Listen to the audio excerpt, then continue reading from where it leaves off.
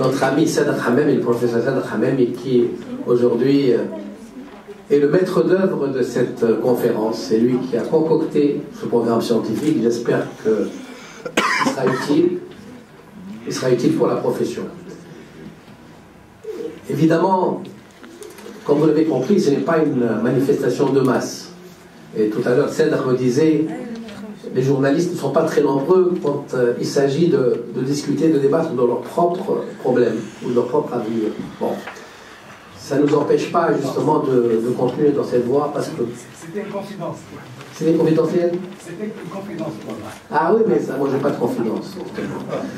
Donc, mais quand même, la qualité des présents quand même témoigne de l'intérêt que vous portez à ce forum qui se veut tout simplement une journée de réflexion et de débat sur l'avenir de la presse en Tunisie et de la presse écrite en particulier. C'est très important que, avec nos demandes et nos revendications légitimes, que nous estimons qui ne sont pas jusqu'à maintenant, qui n'ont pas encore abouti. Il n'y a pas eu de répondant jusqu'à maintenant des pouvoirs publics pour venir on va dire, à la rescousse de la presse écrite. Il est normal que nous cherchions par nos propres moyens les possibilités de nous développer et surtout d'exister. L'année dernière, vous vous rappelez, grâce à Tunisie Télécom et Imanaz, on a fait un forum à la même période et on a débouché sur le kiosque numérique. Bon, une action concrète. Je dirais, il ne s'agit pas à chaque fois uniquement de demander nos droits, le soutien de la presse écrite de la part des gouvernements. C'est pas un don, c'est un droit légitime que nous estimons exercer. Mais il est important que la profession, dans toutes ses composantes, éditeurs, syndicats des journalistes, et tous les et je dirais les entreprises citoyennes, comme Tunisie Télécom, réfléchissons sur des moyens propres, justement, à trouver des solutions en phase avec ce qui se passe à l'étranger. On n'est pas dans une logique de renfermement, on essaie un peu de voir un peu ce qui se passe à l'étranger, et on essaie de l'adapter. Donc, c'est essentiellement cette motivation qui aujourd'hui nous anime. Donc, trouver les moyens propres à la profession pour justement trouver les solutions. Donc ça, c'est un peu le but de ce forum que j'espère trouvera, grâce à ses partenaires, grâce à ses sponsors, et grâce à ses soutiens, il trouvera les moyens de continuer à exister. Bien sûr, je ne reviendrai pas sur la crise de la presse écrite en Tunisie, sur les problèmes que vit la presse écrite, sur tout ça. On l'a tout suffisamment dit, évoqué. Lyon, la presse écrite, et j'attends avec impatience l'étude présentée par notre ami Michel Roy pour faire un peu l'état de la presse écrite en Tunisie. Mais d'ores et déjà, elle est dans de mauvaises situations, pour ne pas dire dans de mauvais draps. Chaque année, bon. Et vous ne trouverez pas une profession en Tunisie où les éditeurs et les journalistes sont unis pour la même cause. Ça n'existe pas. Il y a toujours Naqabat d'un côté et de l'autre côté Naqabat l'Araf, je crois que j'aime pas ce terme-là, ou Naqabat l'Amil. Nous avons la chance d'avoir une corporation qui est unie par des objectifs et unie par, si vous voulez, on va dire des principes. C'est la défense de la liberté d'expression. C'est ce qui nous unit. Aujourd'hui, notre engagement, c'est pour défendre la liberté d'expression. Donc, ça, c'est, si vous voulez, notre objectif commun. Bon. 2 mots sur la rencontre d'aujourd'hui. La rencontre d'aujourd'hui, quelle est la thématique de cette rencontre d'aujourd'hui? Vous aurez l'occasion d'en débattre, bien sûr. Évidemment, et trouver un peu les arguments nécessaires, mais moi je pars d'une tribune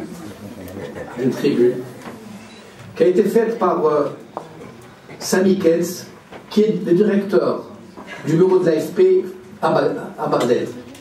Et ça, vous allez comprendre un peu la problématique qui est posée à vous aujourd'hui. Cette tribune, qu'est-ce qu'il réclame? Il réclame accorder à la presse des droits voisins en ligne. Et il ajoute une question de vie ou de mort. Je m'en ai un droit voisin, c'est quoi le droit de voisin? Droit de voisin, c'est très simple. Il écrit dans sa tribune qui est publiée en août 2018. Alors, le Parlement européen a rejeté la réforme européenne du droit d'auteur, qui visait à l'adapter à l'ère du numérique. Cette directive était défendue par les créateurs, les artistes et les éditeurs de presse. Cette réforme devait notamment créer un droit voisin. Voilà. C'est quoi ce droit? Qui aurait permis aux journaux, aux magazines et aux agences de presse d'être rémunérés lorsque leurs articles sont publiés en ligne. La réforme du droit d'auteur sera de nouveau débattue au Parlement européen lors de la session plénière de septembre. Donc on a essayé de trouver un consensus européen, ça n'a pas marché. Ils reviennent à la charge pour le mois de septembre. Et donc tout ça pour dire quoi? Il ajoute, soyons concrets, en plus de 40 ans de carrière, c'est toujours M. Sami Ketz, j'ai vu le nombre de journalistes sur le terrain diminuer de manière constante. Alors que les dangers n'ont cessé de croître. Nous sommes devenus des cibles et les reportages coûtent de plus en plus cher. Fini l'époque où j'allais à la guerre en veste ou en bras de chemise, incarné dans ma poche, aux côtés du photographe ou du vidéaste. Aujourd'hui, il faut des gilets pare-balles, des casques, des voitures blindées, parfois des gardes du corps, pour éviter d'être enlevé, des assurances. Qui paye de telles dépenses? Les médias, c'est nous. Et cela est onéreux. Or, les médias, et c'est ça le fond du problème, les médias qui produisent les contenus et qui envoient leurs journalistes risquer leur vie pour assurer une information fiable, pluraliste et complète, pour un coût de plus en plus élevé, ne sont pas ceux qui en tirent les bénéfices. Ce sont des plateformes qui se servent sans payer.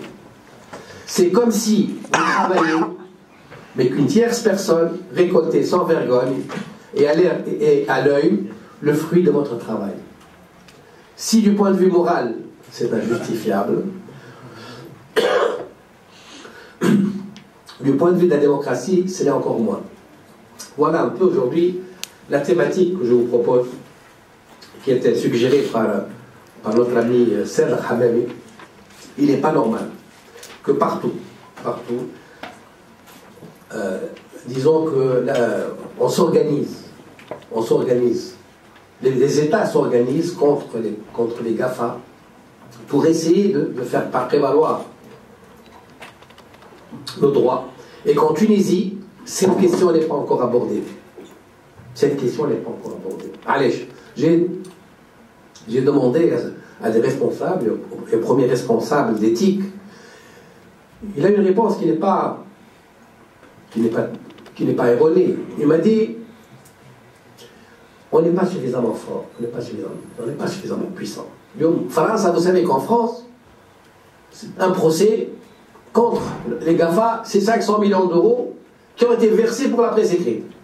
Le fruit du procès a été versé pour la presse écrite. Aujourd'hui, on essaie de taxer en Europe, mais il y a des divergences en Europe. Il y a des pays qui se considèrent contre cela. Pas parce que pour des principes de liberté, pas du tout. C'est parce qu'ils sont privilégiés. Je parle de l'Irlande et de 2 ou 3 pays qui aujourd'hui ne veulent pas d'une démarche européenne commune. Nous, on tire profit justement du fait que nous ne taxons pas suffisamment, ou nous taxons faiblement ces GAFA, et donc ils viennent chez nous, donc amener leur produit, le produit de leur business. Donc là, il faut que nous réfléchissions justement sur les moyens de nous organiser. J'espère que ce séminaire, avec la qualité des présents qui sont présents aujourd'hui, trouvera des pistes justement de réflexion. Donc, j'en ai fini, je donne la parole à Madame Elim qui va justement nous parler au nom de Tunisie Télécom.